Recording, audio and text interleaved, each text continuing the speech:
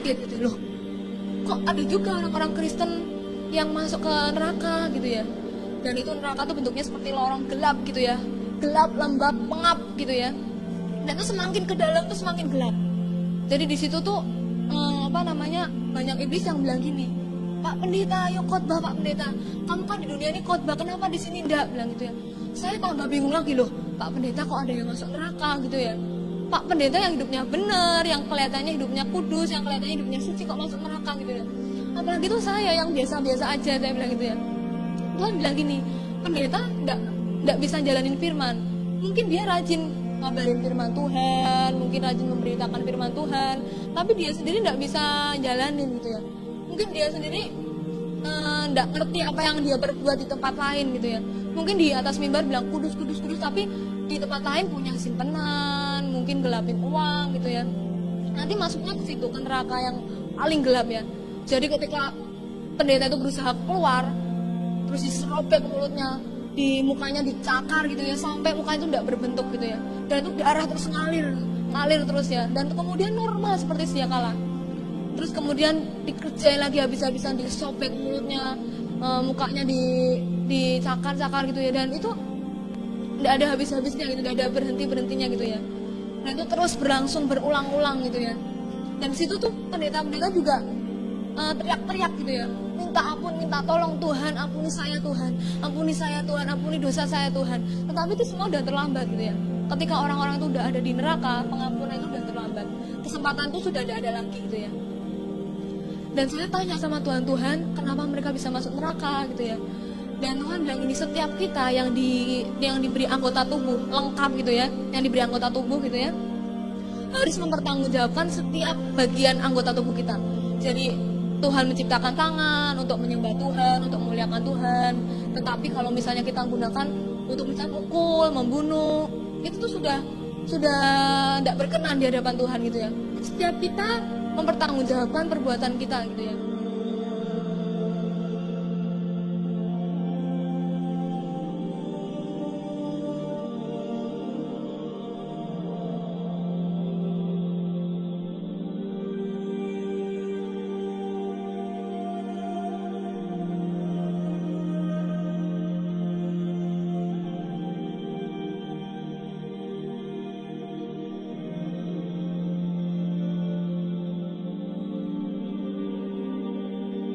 Bagi Tuhan kita.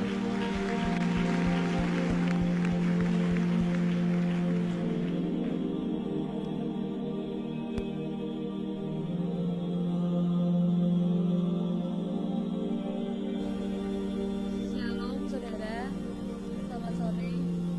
Saya mengucap syukur kalau sampai saat ini saya masih boleh ada, masih boleh diberi kesempatan Tuhan untuk hidup, untuk bersaksi, untuk semuanya oleh karena kasih karunia Tuhan. Dan saya mau awali kesaksian saya, kejadiannya September tahun 2001. Ketika itu saya dan satu tim ya sedang berdoa bersyafaat di gereja. Dan saya sadar kalau saya masih ada di gereja, tapi saya juga bingung gitu ya, kok ada di tempat lain gitu ya. Jadi roh saya dibawa Tuhan ke tempat lain, dan tempat itu ngeri gitu ya, sangat mengerikan.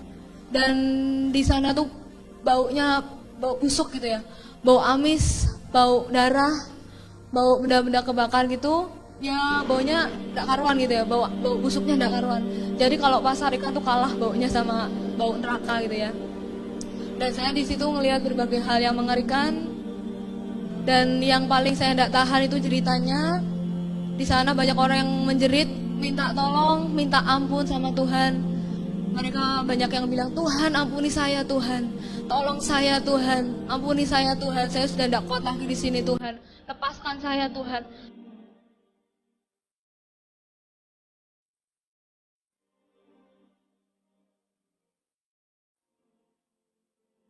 Tetapi Tuhan cuma bilang gini, pengampunan yang aku berikan sudah terlambat, kesempatan itu sudah tidak ada lagi, sudah terlambat. Ketika kamu ada di dunia ini, kamu tidak mau ambil kesempatan itu, tapi kamu sia-siakan.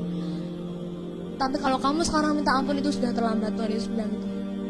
Dan saya di situ ngelihat berbagai macam hal yang mengerikan. Di situ banyak orang, jutaan orang bahkan. Di sisi kanan saya ketika saya jalan, di sisi kanan saya itu banyak orang yang dibakar sama api gitu ya. dan tubuh itu dibakar api sampai tubuhnya meleleh habis, tapi anehnya itu bisa lagi muncul lagi normal itu ya. Dan itu kemudian dibakar lagi sampai habis, kemudian dibakar lagi sampai habis, dan kemudian normal lagi, dibakar lagi, dan itu terus menerus gitu ya, berulang-ulang gitu ya, nggak ada hentinya, dan sifatnya itu kekal gitu ya.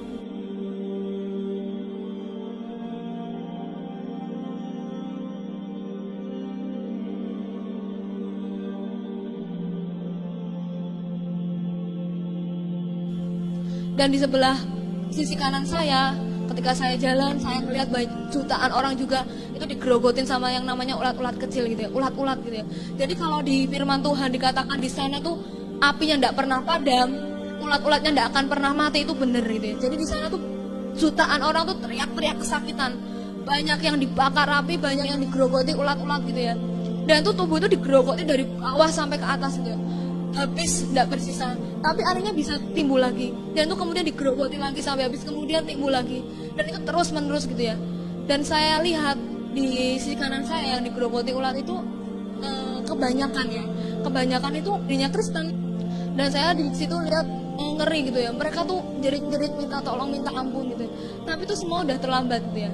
Dan kalau saudara mau tahu itu jalannya aja lembek gitu ya, jadi jalannya aja kayak ingus gitu ya, jadi lembek, lengket, dan baunya tuh ndak karuan gitu ya.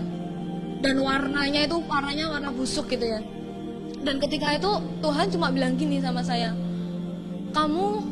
setiap kamu jumpai orang, terutama orang yang ndak percaya, kamu bersaksi, kamu cerita bahwa neraka itu benar-benar ada, bahwa surga itu benar-benar ada. Kalau mereka ndak percaya, ndak apa-apa. Kalau mereka percaya, itu lebih baik gitu ya. Dan Tuhan bilang gini, pokoknya kamu sampein aja, kamu cuma nyampein. Jadi kamu nggak usah bingung loh, Tuhan ini nih gimana, kalau mereka nggak percaya itu nggak usah bingung gitu ya. Tuhan bilang pokoknya kamu sampein, kalau mereka percaya ya puji Tuhan, kalau nggak percaya nggak apa-apa. Keputusan ada di tangan masing-masing gitu ya, keputusan ada di tangan orang-orang yang mendengarkan kesaksian. Jadi ketika itu saya terus diajak jalan sama Tuhan, dan di situ seperti ada persimpangan gitu ya, jadi ke kiri dan ke kanan. Di situ bentuknya seperti sel-sel, jadi satu sel itu diisi satu orang, dan ada iblis-iblis juga di situ. Dan iblis-iblis di situ tuh ketawa gitu, kesenangan gitu. Dan di situ tuh banyak yang jerit-jerit, banyak yang nangis, banyak yang nggak tahan gitu ya akan siksaan yang ada gitu. Ada yang matanya dicungkil gitu ya, matanya dicungkil keluar gitu, sampai darah itu mengucur gitu ya, ngucur terus mengalir deras gitu. Tapi anehnya bisa timbul lagi, bisa muncul lagi mata yang baru, dan itu kemudian dicungkil lagi, tuh sakitnya kayak apa gitu ya. Dan itu ada yang tangan yang dikuliti, ada tangan yang dipotong-potong. Kalau misalnya kita kena pisau sedikit aja perih gitu ya, darah ngalir dari tubuh kita tuh perih gitu ya. Apalagi itu gitu di neraka, dikuliti, tangannya dipotong-potong sampai darah itu mengalir deras gitu ya. Dan kaki dipotong-potong sampai darah itu mengalir deras, lidahnya dipotong-potong, dan itu tidak ada henti-hentinya gitu loh. Ketika lidah itu dipotong, darah mengalir keluar, dan itu kemudian timbul lagi, lidahnya muncul lagi normal seperti kembali, seperti sedia kala gitu ya. Dan itu kemudian dipotong-potong lagi sampai habis, dan semua orang di situ nangis, minta ampun, minta tolong sama Tuhan. Tapi Tuhan nggak bisa berbuat apa-apa gitu ya. Tuhan tuh nggak bisa nolong karena udah terlambat gitu ya. Dan saya tanya sama Tuhan, orang-orang yang di sini ini orang-orang yang nggak percaya sama Tuhan toh, saya bilang gitu. Tapi Tuhan bilang gini, oh enggak tuh, kalau yang di sini tuh orang-orang Kristen gitu ya, yang percaya sama Tuhan Yesus Kristus. Saya kaget gitu loh, kok ada juga orang-orang Kristen yang masuk ke neraka gitu ya. Dan saya tanya sama Tuhan, kenapa mereka bisa masuk neraka gitu ya. Dan Tuhan bilang gini, setiap kita yang diberi anggota tubuh lengkap gitu ya, yang diberi anggota tubuh gitu ya, harus mempertanggungjawabkan setiap bagian anggota tubuh kita. Jadi Tuhan menciptakan tangan untuk menyembah Tuhan, untuk memuliakan Tuhan. Tetapi kalau misalnya kita gunakan untuk misalnya mukul, membunuh, itu tuh sudah tidak berkenan di hadapan Tuhan gitu ya. Pokoknya setiap apa yang kita perbuat itu Tuhan ngerti. Mungkin mata buat memandang hal yang baik, buat menuntun kita untuk pergi ke tempat-tempat yang baik, untuk pergi ke gereja. Tapi matanya digunakan untuk misalnya menonton video porno, baca buku-buku yang tidak benar. Itu nanti Tuhan tahu gitu ya. Setiap kita mempertanggungjawabkan perbuatan kita gitu ya. Ada yang lidahnya dipotong-potong, itu mulut kan untuk memuji Tuhan, untuk menyembah Tuhan. Tetapi mungkin ada di antara kita yang buat ngumpahin orang, buat ngutuk orang, buat mungkin ngomel, menggerutu gitu ya. Dan itu semua Tuhan tidak senang gitu, Tuhan tidak berkenan di hadapan Tuhan. Jadi setiap apa yang kita perbuat dengan anggota tubuh kita, Tuhan, walaupun mungkin kita di tempat yang paling terpencil sekalipun gitu ya, mungkin orang-orang tidak ngerti, tetapi terus ngerti gitu ya. Dan ketika itu saya diajak jalan terus masuk sama Tuhan. Dan kalau Darah Mota itu dindingnya itu juga sama gitu ya, jadi dindingnya itu kayak ingus gitu ya, kayak umbel gitu ya, jadi lengket-lengket gitu ya, dan baunya minta ampun ya, bau busuknya minta ampun ya. Dan ketika itu saya jalan terus, saya diajak Tuhan ke tempat yang namanya pusatnya neraka gitu ya. Jadi ketika masuk terus ada seperti sumur kayak kawah belerang gitu. Dan di situ ada orang yang diikat dua-dua, ada yang perempuan sama perempuan, laki sama laki gitu ya. Dan saya tanya sama Tuhan, Tuhan ini nih kenapa kok diikat dua-dua gitu ya, kok perempuan sama perempuan, laki sama laki. Tuhan bilang gini, ini buat orang yang lesbian sama homoseksual gitu ya. Jadi orang yang di dunia ini homoseksual, lesbian, termasuk banci-banci gitu ya, waria, itu nanti masuknya ke sana gitu ya. Mungkin mereka udah nyebut dirinya Kristen tapi masih homoseksual, lesbian, itu nanti masuknya ke sana gitu ya. Dan tidak jauh dari sana, dari tempat orang yang dihukum tadi, yang lesbian tadi, dan tempatnya masih sama di pusatnya neraka, itu juga ada orang-orang yang dihukum di kawah belerang ini, di pusatnya neraka. Itu buat orang-orang yang perdukunan gitu ya, buat orang-orang yang suka kedukun, suka cari pelarisan, mungkin sakit tidak sembuh-sembuh, tapi terus tidak percaya Tuhan lagi, kecewa sama Tuhan, terus perginya ke dukun, ke paranormal, ke suhu. Nanti itu tempatnya di sana gitu ya. Dan di situ juga di pusatnya neraka ada yang bentuknya seperti sel-sel. Jadi satu orang diisi satu sel diisi satu orang, dan di situ tuh orang-orang tuh maaf kata alat kelaminnya tuh digerogoti ulat-ulat gitu ya, digerogoti sampai habis, sampai darah tuh mengalir keluar dari kemudian digerogoti lagi, dan itu normal lagi, tumbuh lagi, dan itu digerogoti lagi sampai habis gitu ya. Dan itu terus berulang, tidak ada habis-habisnya, tidak ada kata-kata berhenti, tidak ada kata-kata istirahat. Dan Tuhan bilang setiap kita yang mungkin nyebut dirinya Kristen tapi masih bermain-main dengan kekudusan, masih ke tempat-tempat yang tidak benar, mungkin udah punya istri tapi masih punya simpenan lain, itu nanti masuknya ke sana gitu ya. Seenaknya aja main-main dengan kekudusan, nanti masih ada waktu buat hidup. Nah, padahal kan kita semua tidak ngerti kapan kita dipanggil pulang, kapan Tuhan Yesus datang gitu ya. Dan ketika saya terus diajak masuk lebih dalam lagi, dan itu neraka tuh bentuknya seperti lorong gelap gitu ya, gelap, lembab, pengap gitu ya. Dan itu semakin ke dalam tuh semakin gelap. Jadi di situ tuh banyak iblis yang bilang gini, Pak Pendeta, ayo khotbah Pak Pendeta, kamu kan di dunia ini khotbah, kenapa di sini enggak, bilang gitu ya.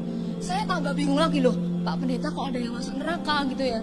Pak Pendeta yang hidupnya benar, yang kelihatannya hidupnya kudus, yang kelihatannya hidupnya suci, kok masuk neraka gitu ya. Apalagi tuh saya yang biasa-biasa aja, saya bilang gitu ya. Tuhan bilang gini, pendeta enggak bisa jalanin firman. Mungkin dia rajin ngabarin firman Tuhan, mungkin rajin memberitakan firman Tuhan, tapi dia sendiri tidak bisa jalanin gitu ya. Mungkin dia sendiri tidak ngerti apa yang dia perbuat di tempat lain gitu ya.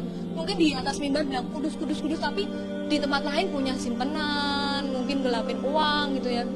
Nanti masuknya ke situ, ke neraka yang paling gelap ya. Jadi ketika pendeta itu berusaha keluar, terus diserobek mulutnya, di mukanya dicakar gitu ya, sampai muka itu tidak berbentuk gitu ya, dan itu darah terus ngalir terus ya, dan kemudian normal seperti sedia kala. Terus kemudian dikerjain lagi habis-habisan, disobek mulutnya, mukanya dicakar gitu ya, dan itu tidak ada habis-habisnya gitu, tidak ada berhentinya gitu ya, dan itu terus berlangsung berulang-ulang gitu ya. Dan di situ tuh pendeta-pendeta juga teriak-teriak gitu ya, minta ampun, minta tolong, Tuhan ampuni saya Tuhan, ampuni dosa saya Tuhan. Tetapi itu semua udah terlambat gitu ya. Ketika orang-orang itu udah ada di neraka, pengampunan itu udah terlambat, kesempatan itu sudah tidak ada lagi gitu ya.